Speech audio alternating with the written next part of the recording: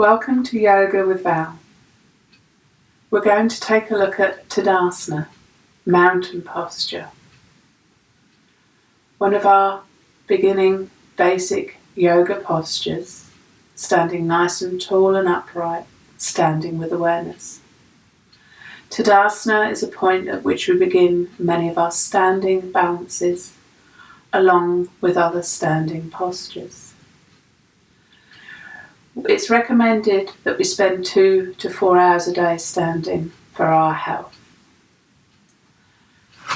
Many of us stand incorrectly. We know that we stand to one side, or maybe we favour a leg that we put all the weight into. Maybe we choose to lean on something when it's available. Particularly if you suffer from any sort of lower back issues, then standing correctly can make a big difference. Tadasana, as well as being good for your general well-being, can help you to feel confident, can help to relieve sciatica and other lower back pains and conditions.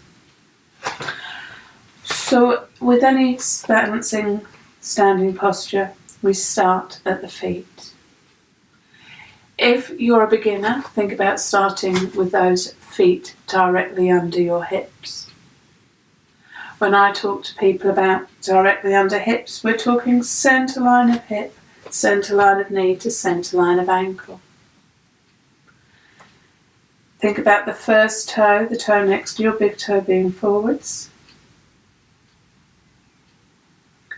If you're more practiced, you might be bringing those feet in together. You might even bring those big toes and heels into touch.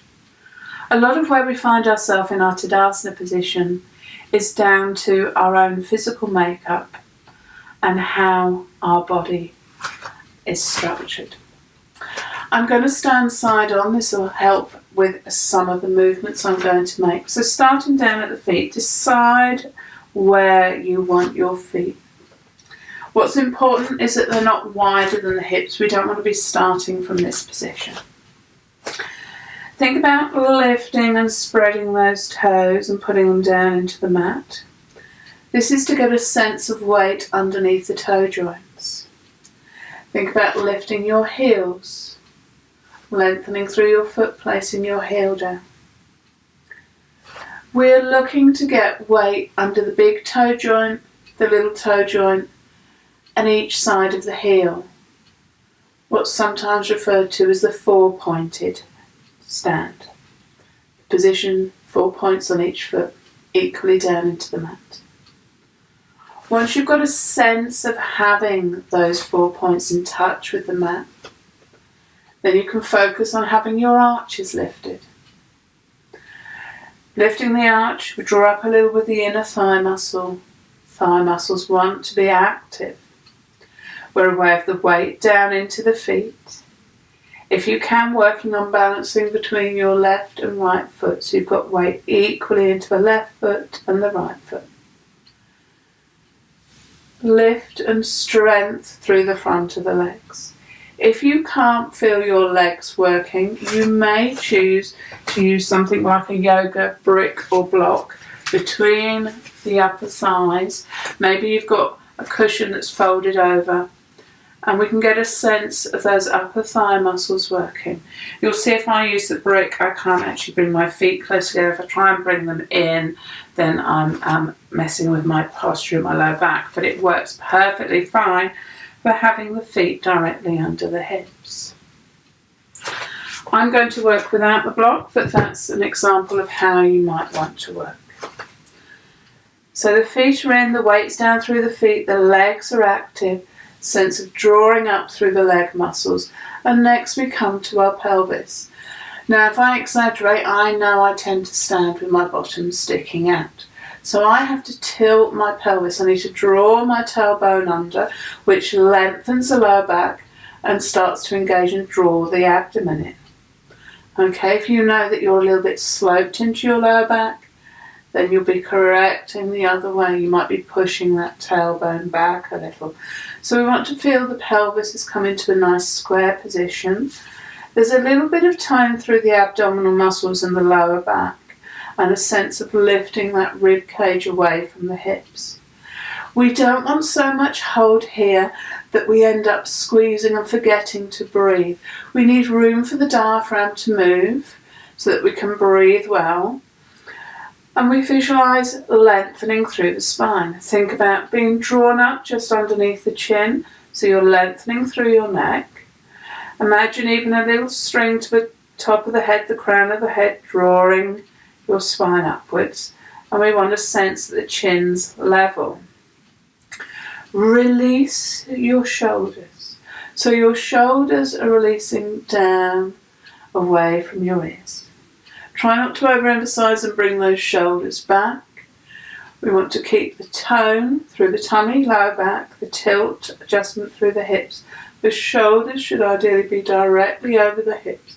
Palms are facing in, fingertips lengthening down towards the mat. Breathing. So this is our Tadasana. I'm trying to adjust my position a little so I can see it on screen to be approximately right. Weight in the feet, height through the spine, a little bit of hold through the tummy and lower back. That sense of being nice and upright. So it's an active standing position. Depending on your own posture, you might find you can't hold this for very long. So please think about moving into it, softening through to your natural position, and then bringing yourself back into your Tadasana. You can work against a wall to help you find a good Tadasana posture, bringing the heels in to your skirting board, allowing your hips to touch back against the wall, and encouraging your shoulders to draw back against the wall. We don't really want the back of the head touching. The back of my head's touching because of where I've got my hair tied. But we get this sense of being nice and upright. Chest is open, weight down equally through the feet, standing nice and tall. So work on finding your Tadasana, your upright position. You can build standing and standing in Tadasana into your daily life. We all find moments in time where we're standing and waiting. Perhaps you're waiting for the kettle to boil, perhaps you're waiting in a queue. There's often moments in time where we're standing. Maybe you're just in conversation with someone. Think about bringing height into your body. Think about getting the weight equally down through those feet and stand tall. In our Tadasana posture, we can work on other things. We can turn it into a balance by closing the eyes. So I'm just going to bring myself back in, feet together, legs strong, pelvic tilt, drawing in, chest upright, releasing through arms, long neck. Now if we close our eyes, you might find that you can feel a gentle sway. You might feel a little bit like a spin. That's your body trying to find the centre point when you've removed the reference of your sight. So if you are struggling to close the eyes, instead just soften the gaze. Try and look at a point just off in the distance. Allow it to go out of focus as you begin to softly close your eyes. You don't have to close completely. You can still be aware. Check that you're breathing and check you're standing nice and upright. And try and identify, is it that you've rolled your weight forward in your feet, which is often the case. We carry our weight forward in the feet. We need to bring some weight into those heels. Find all 4 points of balance through our foot. Through lefts and rights, getting that balance equal. Standing tall. From the hips down, we're nice and solid, down into the mat. Then the spine's growing up out of the pelvis, lengthening towards the ceiling, shoulders release. So you might want to turn your Tadasana into a balance by closing your eyes. Find a moment where the body's still and the mind is still. You might want to use Tadasana to work on opening the chest and working through your shoulders to improve your pranayama, your breathing practice. Our simplest of moves would be to turn the palms out. So standing tall in your Tadasana, arms are released first of all at the sides, then we turn the palms to face forwards. You're turning the whole of the arm from the inner arm on the upper arm through the elbows and the lower arm. As we turn those arms open, you should feel those shoulder blades drawing apart. So we stand nice and tall. Try not to overemphasize. We don't want to end up in this position with the shoulders way back. So you're standing tall in your Tadasana. Palms are in, and then we turn those palms out, and you'll see those shoulder blades draw back. Find a position where the shoulders feel over the hips, nice and tall. Palms outwards, chest open. From here, you might want to go to this position with the hands in prayer, palms and fingers touching together. The thumbs rest towards the heart centre. Elbows are lifted so that they're parallel with the wrists. Shoulders down away from your ears. Palms lightly pushing together as you try and direct those elbows back. Again, try not to overemphasize and curve. Okay, we just want those elbows going out, standing nice and tall. If you're working on your breath, you might find this brings the breath to a different part of the body. Nice and upright. Relaxing shoulders, breathing.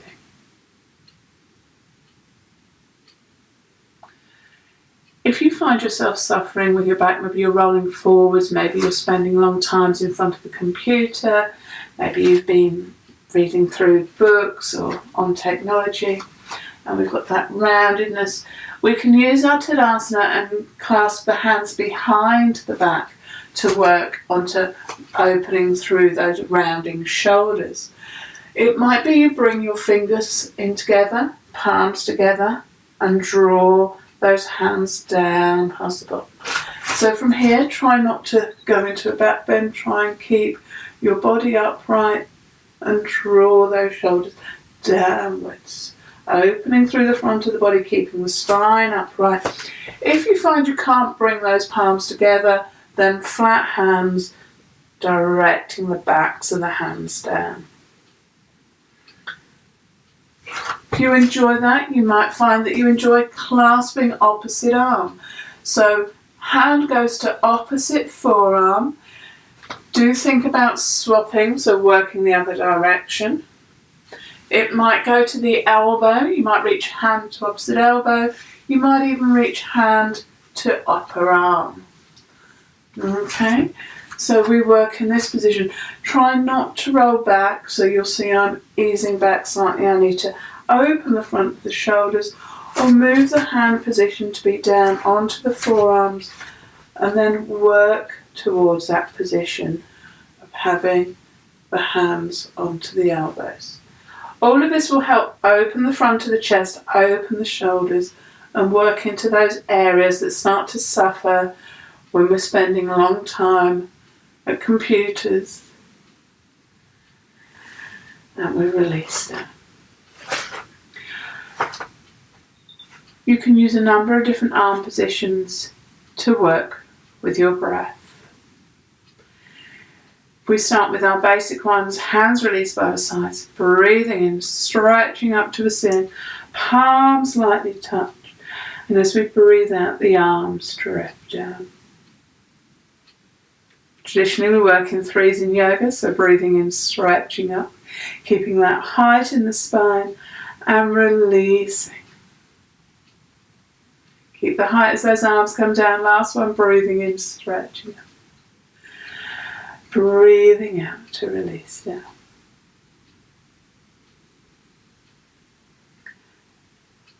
Bring your hands in, interlace the fingers, palms upwards. Take the arms up and overhead. See if you can have those arms at level with your ears. Turn the palms over and stretch away. If you want, you can look up to the backs of the hands, lengthening through the sides of the body, keeping height through that spine, not allowing the lower back, the back of the neck to collapse. We're nice and upright. Head comes forwards, palms turn and the arms come down.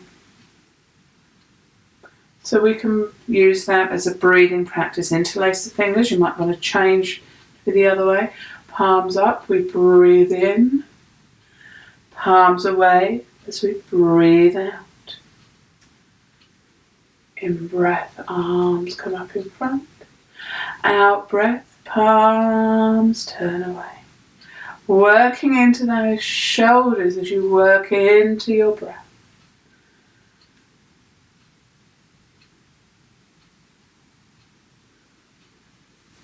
And allowing your shoulders to relax and release. Any sort of breathing you do with arm movements on the floor when sitting, you can adapt to working your Tadasana to keep your focus and your body being nice and upright as you breathe, moving those arms. Okay, so we might go wide with the arms. I'm aware that on the video this looks very lopsided. So breathing in, opening, breathing out to close. It may be you do single arm stretches on the mat, breathing in, going up and over, out to come back. Breathing in, going up and over, out to come back. So pick whatever is your favourite movement through the shoulders with the breath, and perhaps see if you can find it in your Tadasana. Maybe it'll make a different experience for you. Maybe it'll become something you enjoy.